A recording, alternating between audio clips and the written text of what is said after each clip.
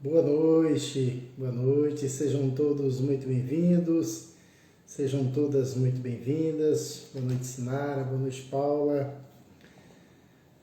Que bom ter vocês aqui novamente conosco nesta segunda-feira, onde a gente vai dar início ao estudo do capítulo 11 do Evangelho segundo o Espiritismo. Vamos aguardar um pouquinho aí, né, Fábio? Boa noite. Sejam bem-vindos. Na semana passada nós encerramos por assim dizer, né? Terminamos de estudar o capítulo 10, né? Onde... Jane, tudo bem? Boa noite, seja bem-vinda. Do capítulo 10, né, nós encerramos a semana passada, onde nós falamos por último sobre a indulgência, né? E hoje então nós vamos começar aqui o capítulo 11. Helena, que bom que você está aqui conosco, Helena, seja bem-vinda.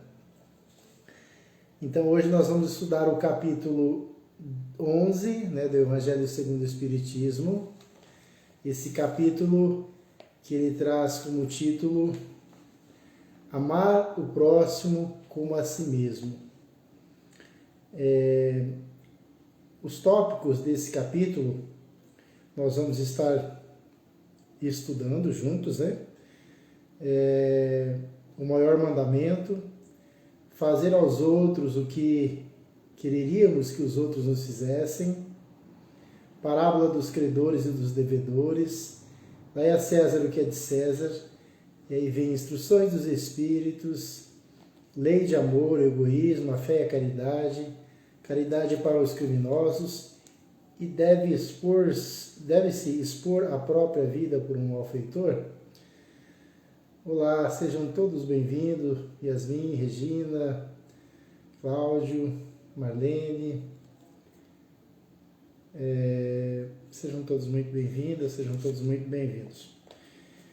Pois bem, vamos dar início então, né? Já são 19h04.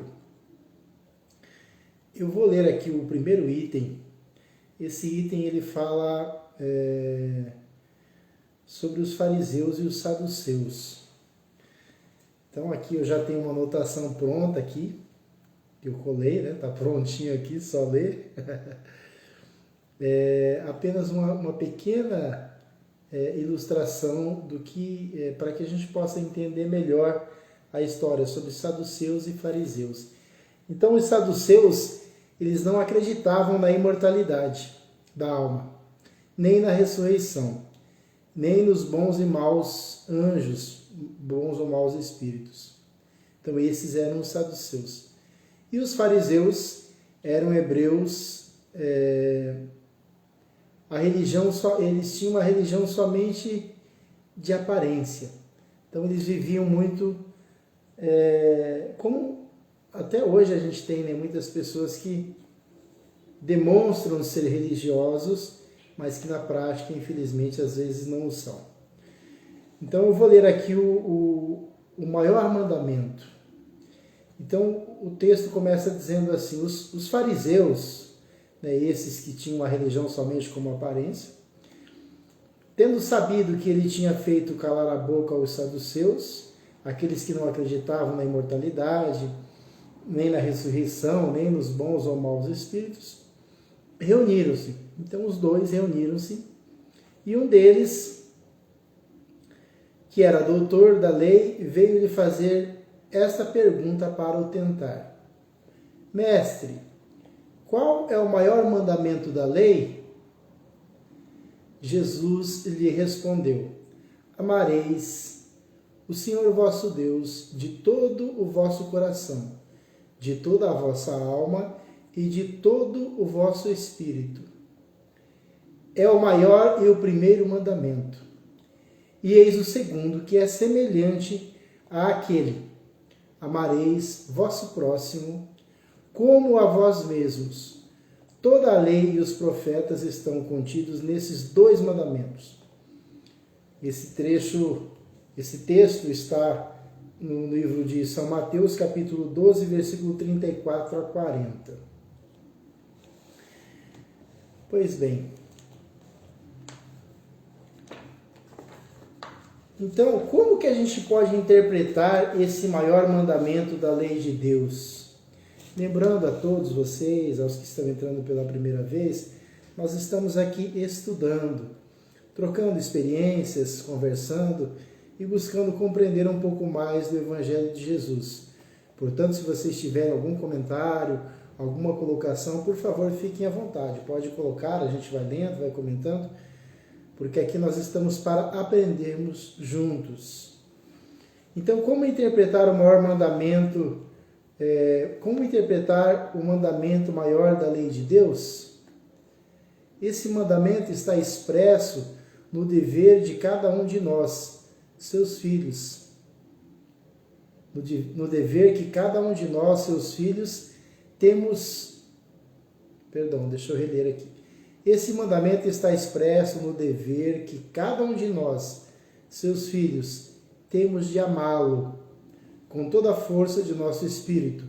Contudo, esse amor só será completo e a lei divina integralmente cumprida se também igualmente amarmos o nosso próximo como a nós mesmos. Então vejamos.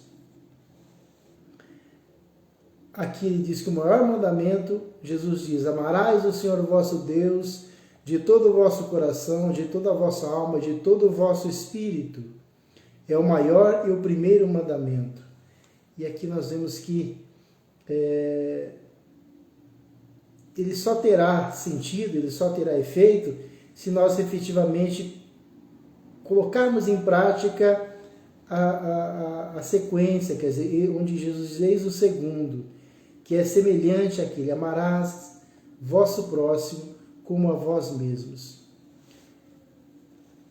E aí a gente às vezes se pergunta, né, como é que eu vou amar a Deus, né, se eu sequer tenho uma compreensão exata do que é Deus? Como eu vou amar a Deus se eu não consigo ainda amar plenamente o meu próximo? Então aqui nos diz muito claro que só fará sentido, só a lei divina integralmente cumprida só será completa e a lei integralmente cumprida se também amarmos o nosso próximo como a nós mesmos. Infelizmente, algumas pessoas sequer amam a si própria, né? E como nós precisamos atentarmos para esse detalhe, como nós precisamos atentar para essa necessidade de nos amarmos, né? Porque eles amaram ao próximo como a si mesmo. Então nós precisamos nos amar sim. E muitas vezes esquecemos desse pequeno detalhe. Toda a lei e os profetas estão contidas nesses dois mandamentos. Amar a Deus acima de todas as coisas e o próximo como a si mesmo. Eu não vou conseguir amar a Deus se eu não amar o meu próximo. Eu necessito amar o meu próximo, porque eu vou encontrar Deus no meu próximo. Eu vou encontrar Deus nas pessoas que estão ao meu redor, na natureza, nos animais, tudo, enfim, que está ao meu redor, eu posso encontrar Deus. Então, eu preciso urgentemente amar o meu próximo como a mim mesmo, para que assim eu consiga amar a Deus. Por que o amor ao próximo está contido na lei de Deus? Porque, sendo a lei de Deus toda amor e justiça, o nosso Pai, amando igualmente a todos, jamais poderá permitir que cheguemos até Ele sem passar pelo nosso próximo. Aquilo que eu acabei de dizer. Como amar a Deus se eu não consigo amar o meu próximo? E não tem como nós chegarmos a Deus senão através do nosso próximo. Então, olha só a resposta, né? Por que o amor ao próximo está contido na lei de Deus? Porque, sendo a lei de Deus toda amor e justiça, o nosso Pai, amando-nos igualmente a todos, jamais poderá permitir que cheguemos até Ele sem passar pelo próximo. Independente de religião, o que conta é o amor ao próximo. Lembrei-me aqui daquela música, né, O Outro Mundo, onde o refrão diz: mas a barca que leva para lá não aceita o dinheiro de cá, só recebe o amor. Então, eis aqui uma grande lição. Independente de religião, o que conta é o amor ao próximo. Então nós precisamos refletir sobre isso, nós precisamos repensar o nosso amor ao próximo. É necessário que amemos mais o nosso próximo. E aí nós podíamos, como eu já disse, mas vamos nos perguntar, é possível amar a Deus sem amar o próximo? Como é que eu vou amar a Deus, ao qual eu não tenho uma ideia completa do que é Deus, sem amar o meu próximo? É possível? Não, porque o amor a Deus só se concretiza quando demonstramos no relacionamento com o próximo. Então, o amor a Deus só se concretiza quando nós o demonstramos no relacionamento com o próximo. Então, olha que lição, né? Olha que coisa interessante e importante de refletirmos. Nem todos os que dizem Senhor, Senhor entrarão no reino dos céus. Então aqui nós podemos pegar, por exemplo, os fariseus, que mantinham a religião apenas como uma aparência. Então não adianta de nada nós ficarmos rezando e falando de Deus e buscando ir à casa espírita, à religião, à igreja a qual nós pertencemos, se nós efetivamente não temos amor ao nosso próximo. Se eu amo somente aqueles que me amam, se eu consigo amar apenas aqueles que estão em sintonia com os meus pensamentos, com a minha maneira de ser. Então é importante que nós reflitamos sobre isso. No item 2, diz assim, no Evangelho diz assim, fazei aos homens tudo o que quereis que eles vos façam, porque é a lei e os profetas. Também está no livro de Mateus, capítulo 7, versículo 12. Então, fazei aos homens tudo o que quereis que eles vos façam, porque é a lei e os profetas. Como identificar nessa regra o conteúdo da lei de Deus? Como é que nós poderíamos identificar nessa pequena regra que diz que nós devemos fazer aos outros aquilo que gostaríamos que os outros a nós fizessem? Porque é a lei e os profetas, diz assim o texto. Então, como é que nós podemos identificar nessa regra o conteúdo da lei de Deus? Temos aqui a fraternidade aplicada, pois, se jamais queremos o mal para nós, igualmente não o desejaremos aos outros. Assim, à medida que formos evoluindo, rumo ao Pai, levaremos conosco o nosso próximo. Olha só que interessante, né? Aqui está a fraternidade aplicada, pois se jamais queremos o mal para nós, igualmente não desejaremos aos outros. Será que é assim que nós estamos vivendo? Será que é assim que nós estamos agindo? Vale a pena uma pequena reflexão, né? Será que é assim que as pessoas em geral estão agindo? Mas apenas para reflexão, porque o que os demais estão fazendo, cada um é responsável por aquilo que faz. Então nós precisamos nos preocupar com o que nós estamos fazendo, como eu estou fazendo. Eu estou agindo, eu estou fazendo para o outro efetivamente aquilo que eu gostaria que a mim fosse feito? Porque, como diz aqui, assim, à medida que formos evoluindo rumo ao Pai, levaremos conosco o nosso próximo. Tratai todos os homens como quereríeis que eles vos tratassem. Então nós não podemos ser egoístas, nós não podemos achar que está tudo certo conosco e não nos preocuparmos com os demais. Nós precisamos fazer com que o próximo também evolua rumo ao Pai. E qual é esse próximo? Primeiramente o próximo mais próximo, aquele que está inserido na nossa família, aquele que está no nosso círculo familiar e depois no nosso círculo de trabalho, no nosso círculo de amizade e por último na nossa sociedade em que nós estamos inseridos. Porque nós somos responsáveis por todas essas pessoas. Basta que nós analisemos quando há algum problema de ordem social, acaba acarretando sobre quem o ônus, né, de algum problema social, de alguma catástrofe, de alguma coisa assim, sobre toda a sociedade.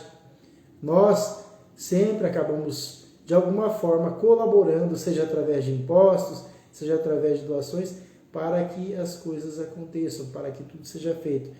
Então, observemos que nós precisamos viver em sociedade, nós precisamos ajudar um ao outro, como aqui diz.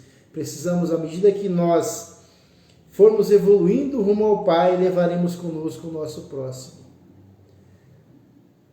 Exatamente, Sinara. Na dúvida de como agir, perguntar se fosse comigo. Exatamente. Eu sempre digo isso para os meus filhos. E se fosse com você, se ele estivesse fazendo contigo, como que você agiria? Você ia gostar? Então nos falta, às vezes, essa percepção, esse questionamento. Né? Muitas vezes nós acabamos agindo por impulso, agindo no automático, e esquecemos de nos colocar no lugar do outro. E quantas coisas, né, desagradáveis seriam evitadas se nós efetivamente nos colocássemos pelo menos um pouco no lugar do outro. Quantas discussões, quantas grosserias, quantas coisas ruins nós poderíamos evitar se nós efetivamente fizéssemos isso. Na dúvida, como diz a Sinara, na dúvida, se perguntássemos: e se fosse para mim? E se estivessem fazendo para mim, eu aprovaria? Se você não aprova para si próprio, muito menos para o seu semelhante. Muito menos para o seu semelhante. Porque ele é nosso irmão. É aquele que nós precisamos trabalhar para que nós e para que ele evolua também. Porque nós precisamos amar ao próximo como a nós mesmos, como ali foi dito no início do capítulo. No item 3, diz assim: o reino dos céus é comparado a um rei que quis tomar conta aos seus servidores, e tendo começado a fazê-lo, se lhe apresentou um deles que lhe devia 10.000 talentos. Mas como ele não tinha os meios de lhos restituir, seu senhor recomendou que o vendessem a ele, sua mulher e seus filhos, e tudo o que ele tinha, para satisfazer a sua dívida. O servidor, lançando-lhe aos pés, suplicou, dizendo: Senhor, tende um pouco de paciência, e eu lhe restituirei o total. Então o senhor desse servidor, tocado de compaixão, o deixou ir e remiu-lhe a dívida. Mas esse servidor, mal tendo saído, encontrando um de seus companheiros que lhe devia 100 dinheiros, tomou-o pela garganta, quase sufocando-o, e dizendo-lhe: restituí-me o que me deves. E seu companheiro, lançando-se-lhe aos pés, suplicou-lhe, dizendo: tende um pouco de paciência, e eu vos restituirei o total. Mas ele não quis escutá-lo. E saindo, fê-lo colocar na prisão, para nela o ter até que lhe restituísse o que devia. Olha que situação, né? Os outros servidores, seus companheiros, vendo o que se passava, extremamente aflitos, foram informar seu senhor de tudo o que se havia ocorrido. Então o senhor, fazendo vir, lhe disse: mau servidor, eu vos isentei de tudo o que me devíeis. Por que me pedides isso? Não seria preciso... Perdão, não é uma indagação. Mau servidor, eu vos isentei de tudo o que vos devíeis, porque me pedisses isso. Não seria preciso, pois, que tivesses piedade do vosso companheiro, como tive piedade de vós? E o Senhor, encolerizado, o entregou às mãos dos carrascos, até que pagasse tudo o que lhe devia. É assim que meu Pai, que está no céu, vos tratará se cada um não perdoar no fundo do coração ao seu irmão as faltas que lhe tiverem cometido. Esse texto é de São Mateus, capítulo 18, versículo 23 a 35. Então nós temos aqui um exemplo daquela pessoa que pediu clemência, mas que, para com o seu próximo, ele não teve a clemência que ele pediu para si próprio. Então, analisando, né, de pronto, a gente já percebe o grande equívoco que essa pessoa cometeu. E quantas vezes nós também já não fizemos isso? Quantas vezes nós solicitamos perdão? Quantas vezes nós pedimos clemência e aí viramos a esquina, né, e acabamos por ser injustos, por sermos aquela pessoa carrasca às vezes. Então, que lição nos transmite essa parábola? A de que é inútil pedir a Deus perdão dos nossos erros quando não perdoamos igualmente o nosso próximo e dele guardamos rancor. Quando nós fazemos a oração do Pai Nosso, nós falamos, né? Perdoai as nossas ofensas, assim como nós perdoamos a quem nos tem ofendido. E aí? Será que Deus efetivamente vai nos perdoar se eu não perdoo o meu próximo? Então essa parábola nos mostra efetivamente isso. É assim que meu Pai que estás no céu vos tratará se não perdoardes do fundo do coração, diz o texto, as faltas que vossos irmãos houverem cometido contra vós.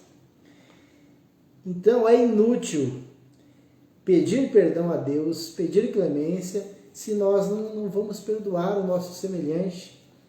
É inútil pedir perdão para uma dívida para com o meu próximo, para eu pedir perdão das minhas faltas para Deus, se eu não perdoo as faltas que o meu semelhante comete contra mim. Então é preciso mais uma vez estar muito atento ao que fazemos, como fazemos.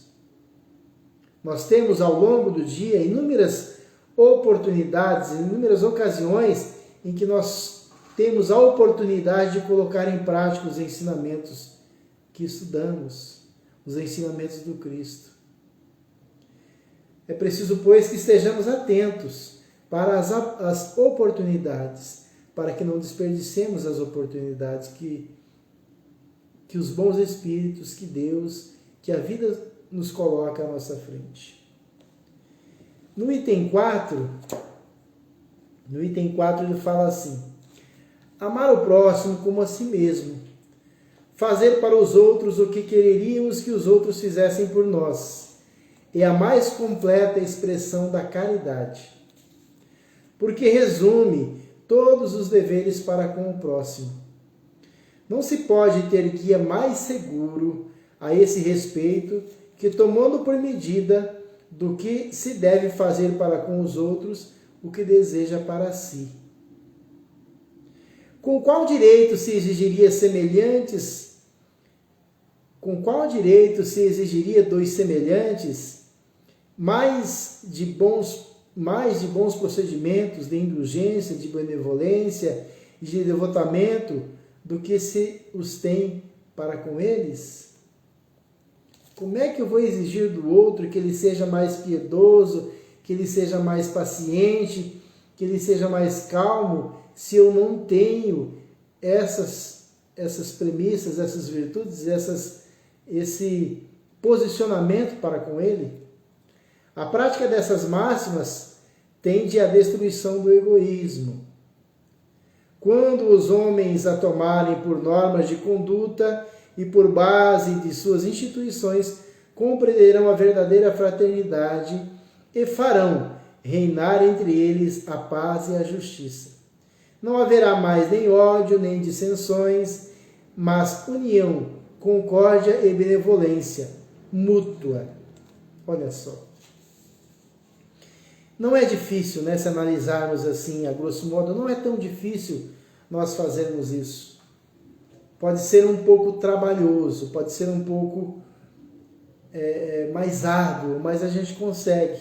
Nós precisamos nos policiarmos para que a gente consiga efetivamente fazer tudo isso, colocar em prática esses ensinamentos.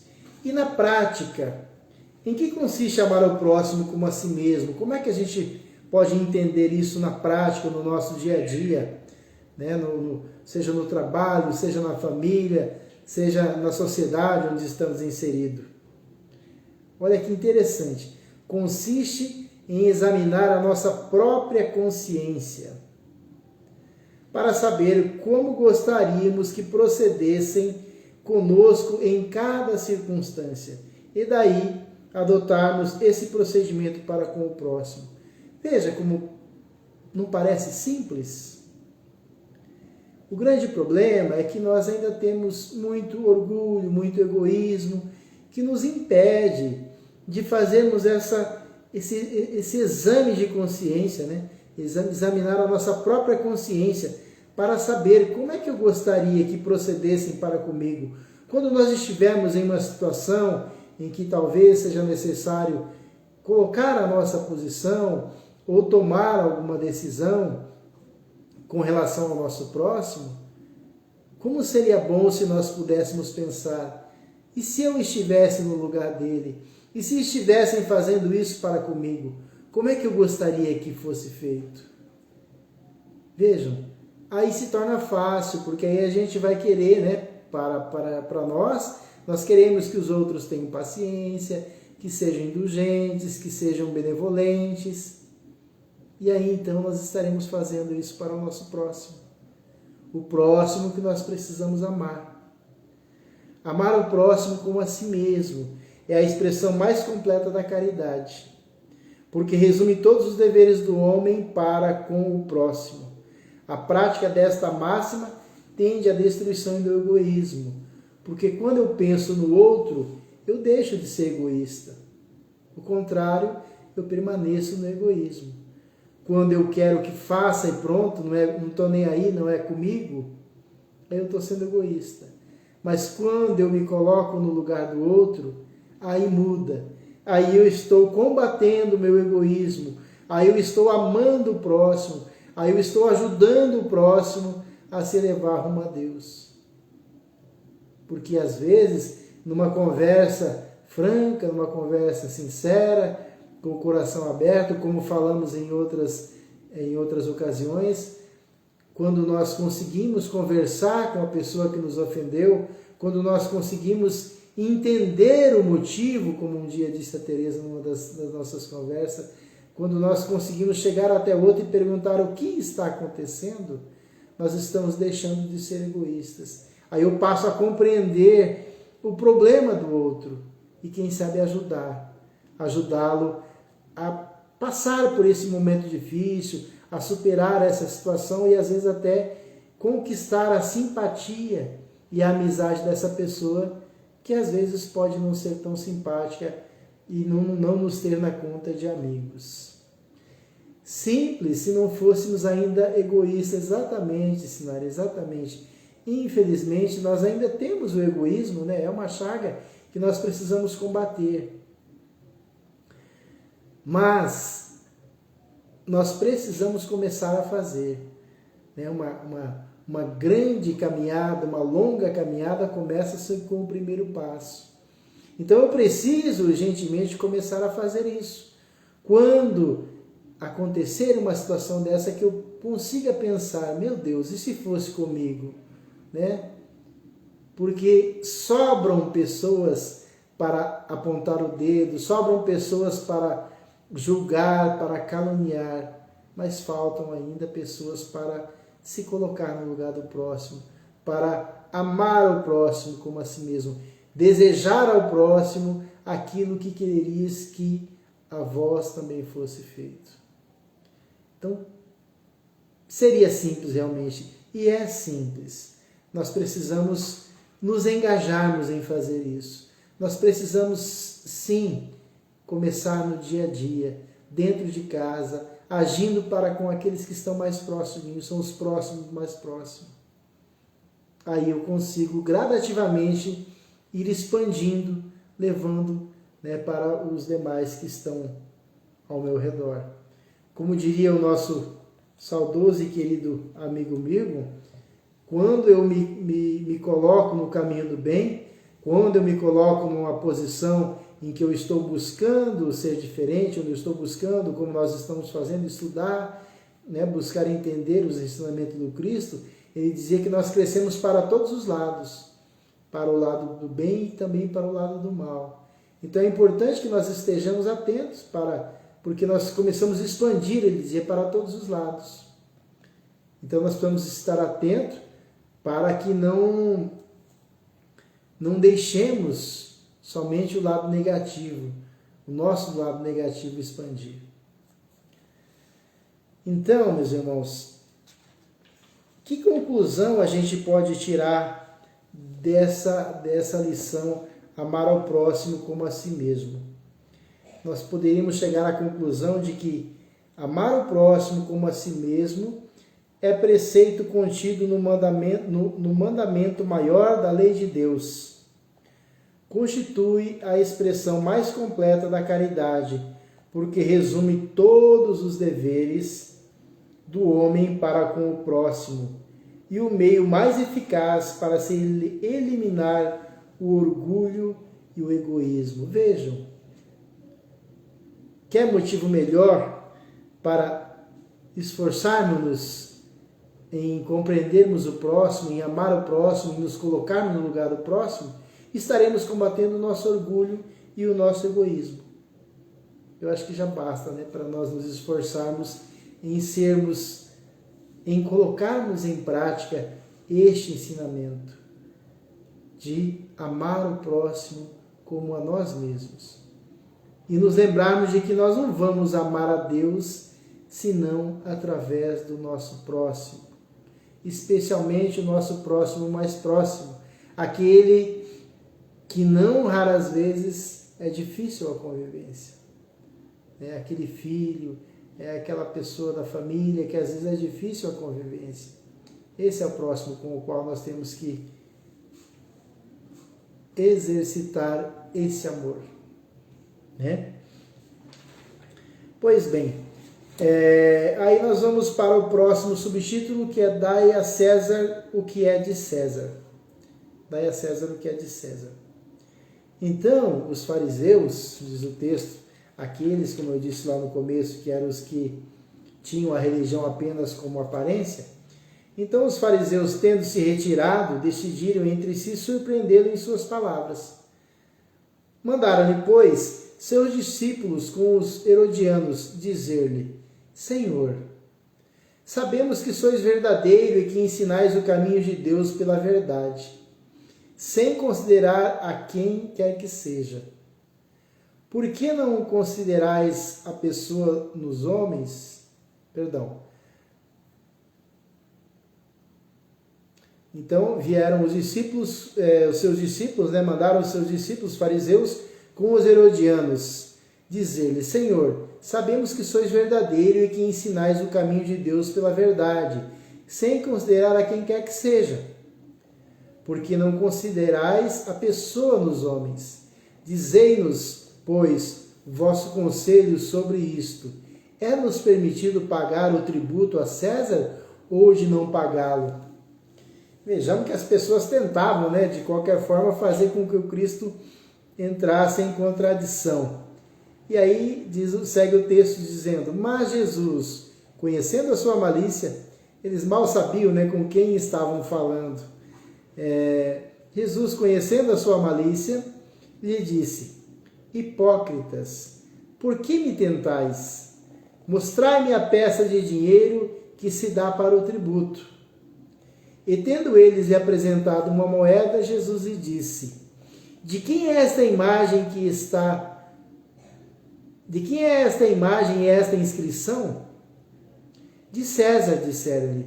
Então Jesus lhes respondeu: Dai, pois, a César o que é de César, e a Deus o que é de Deus.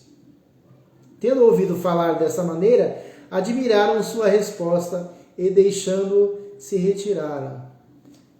Essa passagem também está em São Mateus, capítulo 22, versículos de 15 a 22, e São Mateus, capítulo 12, versículos de 13 a 17. Então, nesse item 5, dai a César o que é de César, qual a verdadeira intenção dos fariseus ao formularem a Jesus a questão do pagamento a tributos? Por que eles perguntaram isso a Cristo realmente? Qual era a finalidade? Então aqui, vou até reler essa parte da pergunta que eles disseram, né?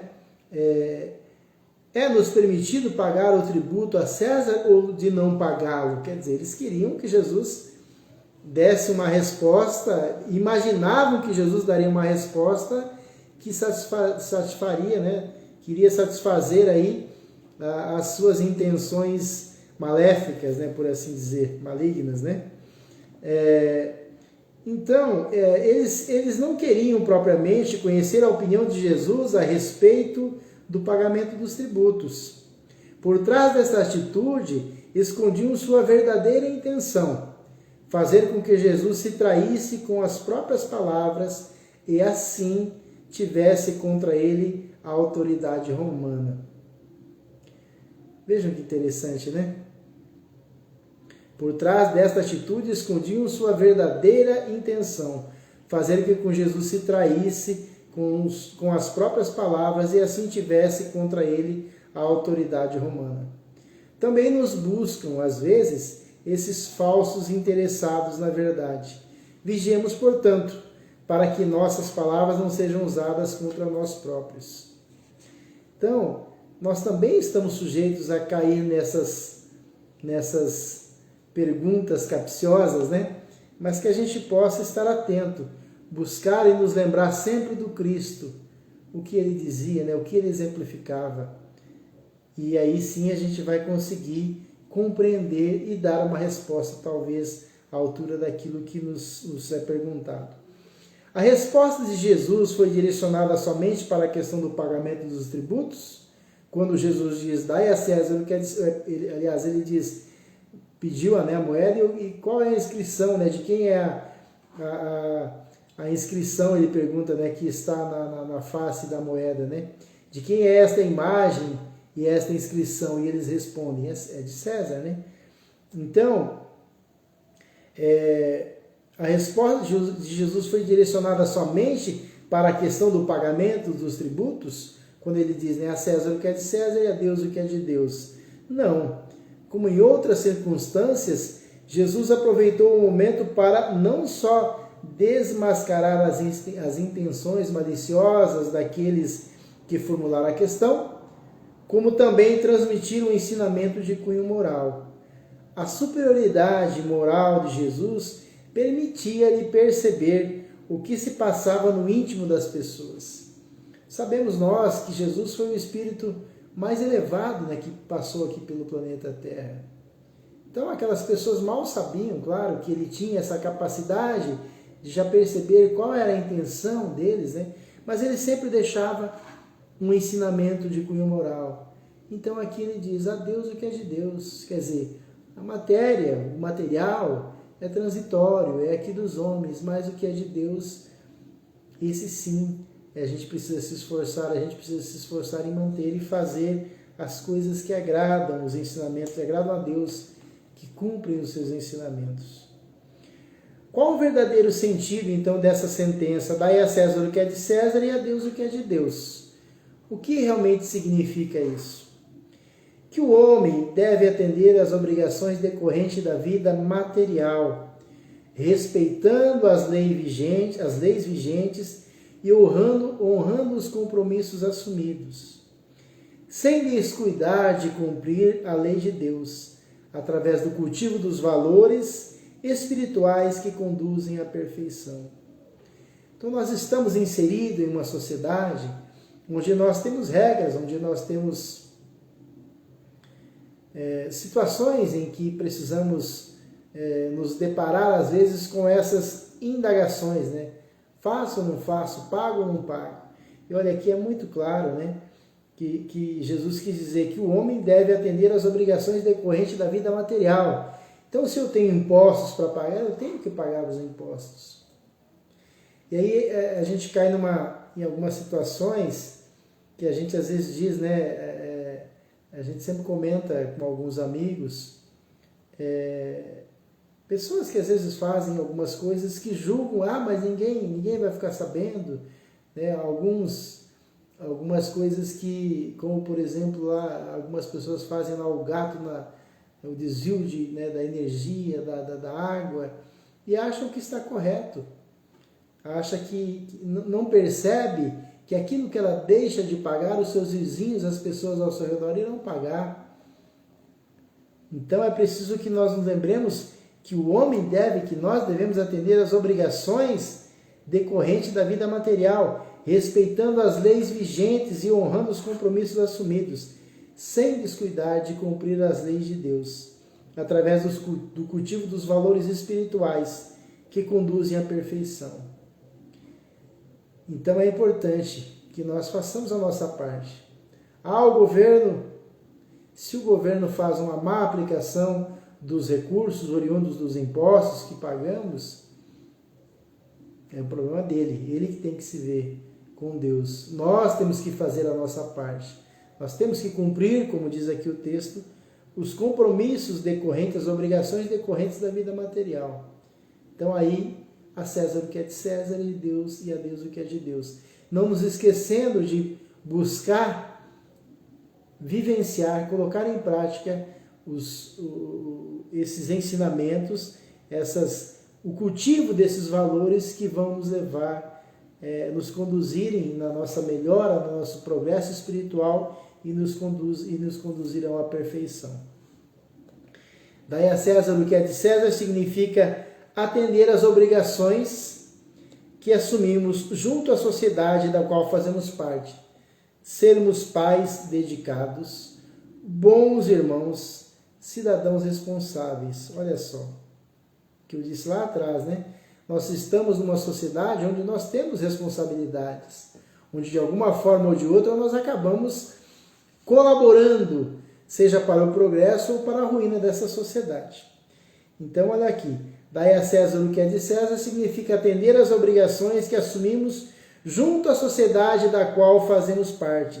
Sermos pais dedicados, bons irmãos, cidadãos responsáveis.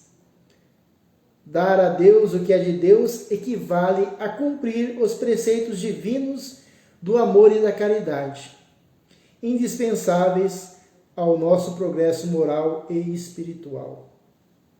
Vejam, né? Tudo está interligado. Para que eu preciso ser um bom pai, eu preciso ser um bom irmão, e não só irmão consanguíneo, né? Irmão daqueles que estão ao meu redor, como a gente já falou, daqueles que estão os próximos, mais próximos, aqueles do nível aí do trabalho, né? Do ambiente de trabalho onde estamos inseridos, os irmãos lá da casa espírita, os da sociedade, de uma forma em geral, onde quer que estejamos. Então, nós temos diariamente oportunidades de trabalhar a caridade, o amor ao próximo, virtudes essas, qualidades essas indispensáveis ao nosso progresso moral e espiritual. Precisamos estar atentos a isso, né? Para que não deixemos o nosso orgulho, o nosso egoísmo nos atrapalhar. Então, no item 6, diz assim: a questão proposta a Jesus era motivada pela circunstância de que os judeus, tendo horror ao tributo que lhes era imposto pelos romanos, dela fizeram uma questão religiosa. Quer dizer, eles pegaram a questão do tributo, que não concordavam, e acabaram fazendo dela uma questão religiosa. Um partido numeroso se formara para repelir o imposto. O pagamento do tributo era, pois, para eles, uma questão irritante e atual, sem a qual a pergunta feita a Jesus: é-nos permitido pagar ou de não pagar o tributo a César? Não teria nenhum sentido. Essa questão era uma armadilha, porque, de acordo com a sua resposta, esperavam excitar contra ele, seja a autoridade romana ou os judeus dissidentes. Mas Jesus, conhecendo a sua malícia, evita a dificuldade, dando-lhes uma lição de justiça, dizendo: dizendo-lhes para restituírem a cada um o que lhe era devido. Então, nós vamos observar aqui que na prática, no dia a dia, como é que eu vou colocar em prática esse ensinamento, dar a César o que é de César? Cumprindo todos os meus deveres, contraídos para com a família, as autoridades, as instituições, a sociedade e observando o princípio da fraternidade, segundo o qual devemos proceder para com os outros, como que queiramos que os outros procedam para conosco. Voltamos de novo àquela primeira colocação, né? Fazer ao outro aquilo que gostaríamos que a nós fosse feito. Então, para que nós efetivamente coloquemos em prática o dai a César o que é de César, nós vamos precisar cumprir todos os nossos deveres contraídos para com a família, as autoridades, as instituições, e colocando sempre em prática essa máxima de que devemos proceder para com os outros como queríamos que os outros também procedessem para conosco. Respeito ao direito de cada um, como cada um deseja que se respeitem os seus. Então eu tenho que respeitar ao outro como eu quero que o outro respeite o meu espaço, o meu direito. Eu preciso sempre estar fazendo esse contraponto, né? Olhar para o semelhante, me colocar no lugar do semelhante e me lembrar, e se fosse comigo? E se estivessem fazendo isso para mim, como é que eu iria aceitar isso tudo? E o dar a Deus o que é de Deus, como que nós vamos exercitá-lo no nosso dia a dia?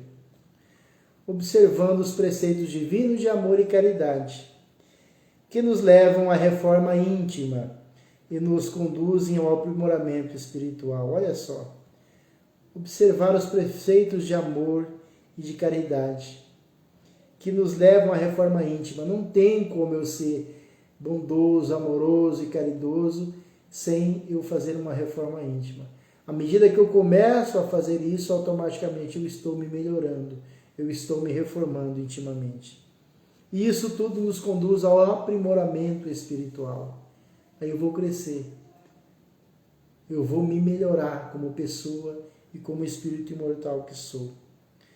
Para que cumpramos a lei de Deus, é necessário amar o próximo e praticar a caridade. Ponto. Não tem como fugirmos disso. Para cumprirmos a lei de Deus, é necessário amar ao próximo e praticar a caridade. Porque somente através da caridade eu vou me colocar no lugar do próximo. Quando eu chego para uma família, para alguém que está precisando, que está passando necessidade, e eu consigo ajudar, mesmo que momentaneamente, como é indescritível até a sensação que sentimos, né? E às vezes nos aperta o coração, nos dá aquele sentimento de impotência, de ver o nosso irmão sofrendo. Se isso toca o meu coração, se eu me sinto, se me incomoda ver o meu semelhante passando por necessidade, se me incomoda vê-lo sofrendo, significa que eu já estou me melhorando. Porque se eu ver o outro passando frio e fome, ou doente, sem remédio, e isso não mexe comigo, é preocupante. Aí eu preciso dar uma repensada nas minhas escolhas, nas minhas atitudes.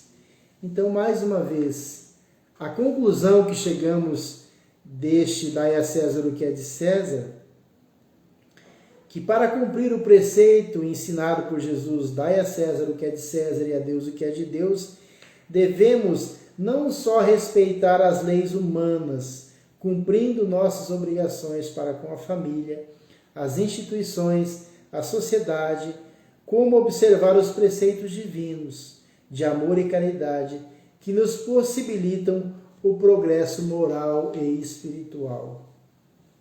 Vejam, parece simples, né, Sinara, como você disse, se não fôssemos egoístas. mas a gente consegue.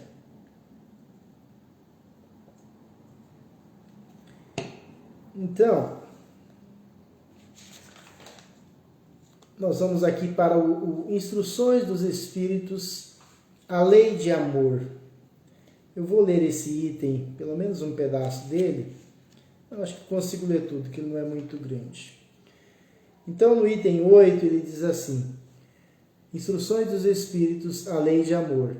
O amor resume inteiramente a doutrina de Jesus, porque é o sentimento por excelência.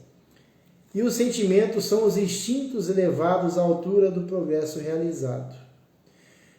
No seu início, o homem não tem senão instintos. Mais avançado e corrompido, só tem sensações.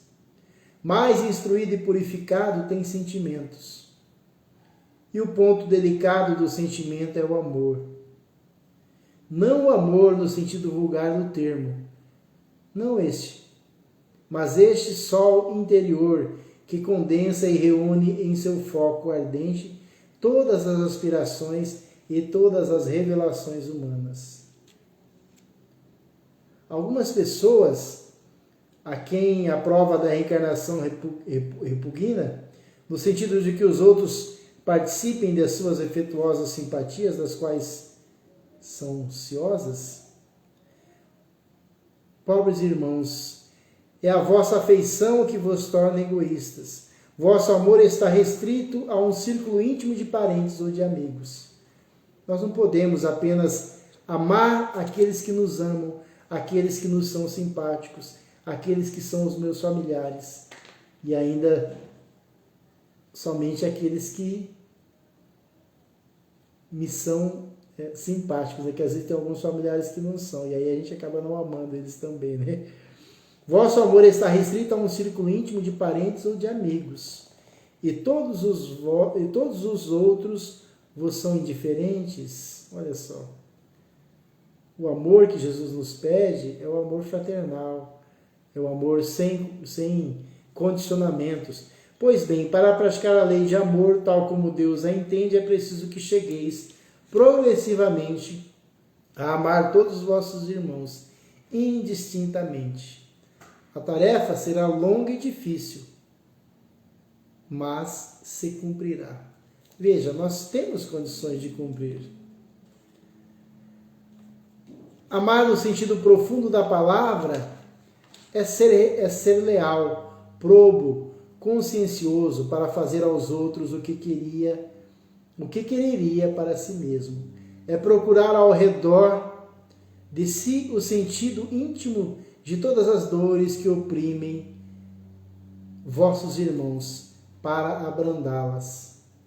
É encarar a grande família humana como a sua, porque essa família vós a encontrareis em um certo período em mundos mais avançados, e os espíritos que a compõem são, como vós, filhos de Deus, destinados a se elevarem ao infinito. Como disse Jesus, sede perfeitos, como o vosso Pai Celestial é. Ele não estava brincando. Nós temos condições, nós chegaremos um dia à perfeição. Não sabemos quando, é claro, não está pré-estabelecido como numa régua, daqui a tantos anos. Não, depende do nosso esforço, depende de várias e várias reencarnações ainda. Então nós poderíamos perguntar aqui, para encerrar, temos ainda 5 minutinhos, por que o amor constitui a essência da doutrina de Jesus? Porque sua doutrina, destinada a orientar a elevação espiritual das criaturas, resume-se por inteiro no amor, que é o mais elevado dos sentimentos e lição fundamental no aprendizado na Terra. Veja só. O amor é a lição fundamental do nosso aprendizado aqui na Terra. Em sua origem, como eu já li, o homem só tem instintos. Quando mais avançado e corrompido, só tem sensações. Quando instruído e depurado, tem sentimentos. Nós temos condições de melhorar os nossos sentimentos. Basta que nós nos esforcemos. Qual o efeito da lei de amor na criatura humana O que é essa lei de amor? Amar ao próximo como a si mesmo, amar a Deus. O que é qual é o efeito da lei de amor na criatura humana? O que isso nos traz de benefício? Essa lei, quando definitivamente implantada no coração do homem, no coração de cada um de nós, substitui a personalidade pela fusão dos seres e extingue as misérias sociais, dando lugar aos sentimentos nobres de fraternidade e respeito pelo semelhante. O homem, então, ama com amplo amor os seus irmãos em sofrimento, desconhecendo a miséria do corpo e da alma. O amor é o caminho, sim, exatamente, Sinara. Eu me lembrei aqui do Chico, né? Que disse que ele ia visitar as penitenciárias uma vez, parece-me que em São Paulo, no Carandiru, ele estava lá visitando e abraçando os presos, e tinha uma ala em que o diretor falou: Chico, aí você não pode entrar, são presos de alta periculosidade. E aí ele virou e falou: eu vim aqui para abraçar a todos. Ou seja, todos são meus irmãos, todos são iguais, todos somos iguais perante Deus. E aí o diretor falou: Chico, está vendo aqueles guardas lá de sentinela ali? Se você entrar e acontecer alguma coisa, eles vão ter que atirar. E aí Chico falou: não tem problema, pode atirar.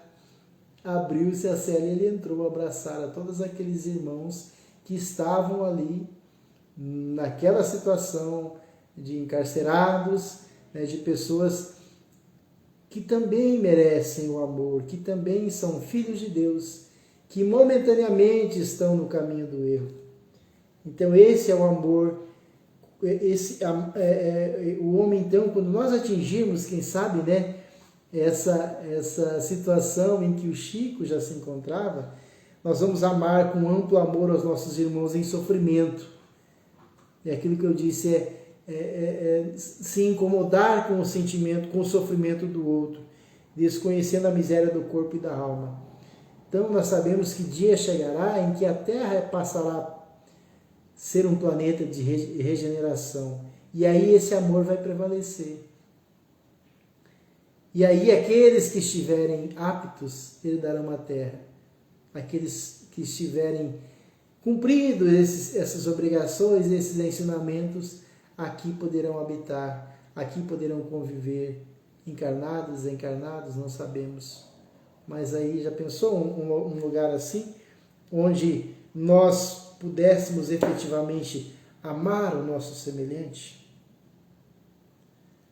Então, meus irmãos, a lei de amor, nós podemos chegar à conclusão que todo o nosso aprendizado na Terra, tudo que aqui passamos, tudo que por aqui ainda iremos passar, todo o nosso aprendizado visa ao domínio do amor. Todo o nosso aprendizado na Terra visa ao domínio do amor. Sentimento por excelência, do qual os instintos e as sensações são fases embrionárias. Quanto mais rapidamente vencermos essas fases, mais cedo compreenderemos e vivenciaremos a lei de amor que liga todos os seres humanos. Então, como eu disse a vocês, é muito importante que nós nos esforcemos, é muito importante que nós façamos esse esforço de realmente nos colocarmos no lugar do outro, de não julgarmos, de não acharmos que somos donos da verdade, mas de termos humildade e amor ao próximo, para com o próximo, para que assim nós consigamos amar a Deus. Amar ao próximo como a nós mesmos. Não nos esqueçamos de amar também a nós, nos amarmos. Nós precisamos sim nos amarmos.